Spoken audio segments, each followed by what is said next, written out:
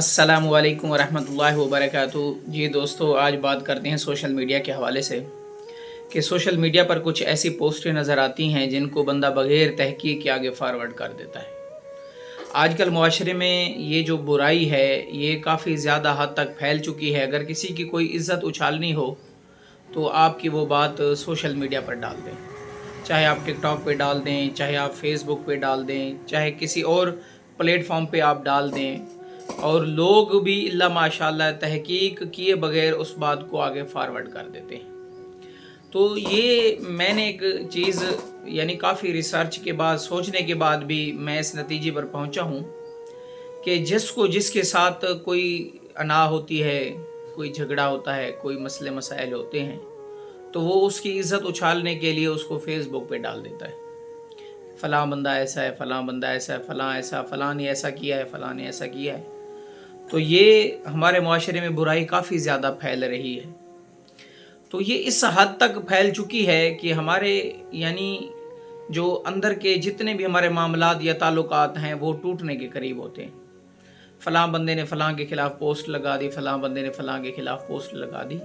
आजकल तो सहाफ़ी हज़रात भी ये काम कर रहे हैं कि किसी की अगर आपने इज़्ज़त उछालनी है, पगड़ी उछालनी है, तो आप उसके लिए सोशल मीडिया पे पोस्ट लगा दें तो वो आपका काम आसान हो जाएगा। तो हम लोग जो देख रहे होते हैं या सुन रहे होते हैं, असल में हम इस बात की तहकीक नहीं करते, हम उस चीज़ को आगे फैला देते।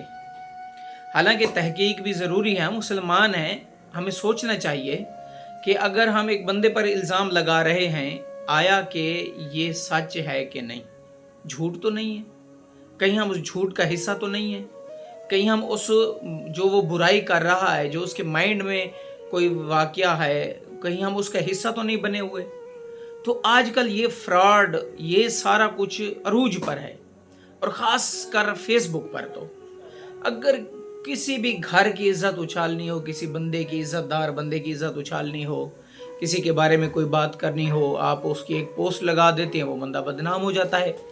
फिर तहकीक होती है, तहकीक के बाद पता चलता है कि वो बंदा बेकसूर है, फिर आप पोस्ट लगाते हैं, जी मैं माज़रत करता हूँ, मैं माफ़ी चाहता हूँ, मुझसे गलती हो गई, ये हो गया। भाई माज़रत माफ़ी मांगने से पहले सोच लेना चाहिए, उस चीज़ के बारे में आप पहले कंफर्म कर लें, आया कि ये चीज़ ऐसे है कि नहीं।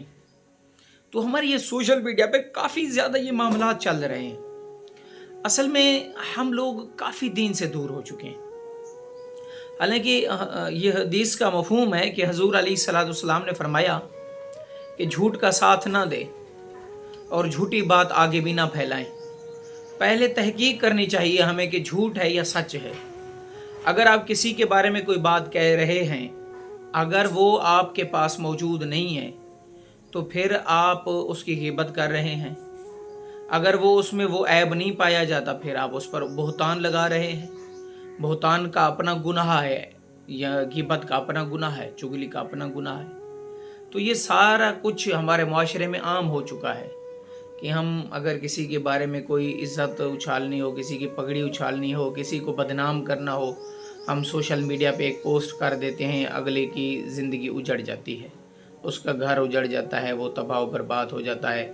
फिर बाद में पता चलता है कि फ़लाँ बंदा यार वो सच था, उसने जो बात कही थी वो झूठा था, जिसने पोस्ट लगाई वो झूठा था। तो ये मामलात काफ़ी हद तक यानी आजकल हमारे सोशल मीडिया पे चल रहे हैं। खुदारा होश के नाखून लें, हम मुसलमान हैं, मुसलमान का भाई होता है, एक दूसरे की खैर ख्वाही चाहें, और सबसे बेहतरीन मुसलमान भी वही है जिसके हाथ और ज़ुबान से दूसरा मुसलमान महफूज हो। तो दुआ है कि अल्लाह तबारक व तआला हमें फितनों से और शर से महफूज फरमाए। आमीन।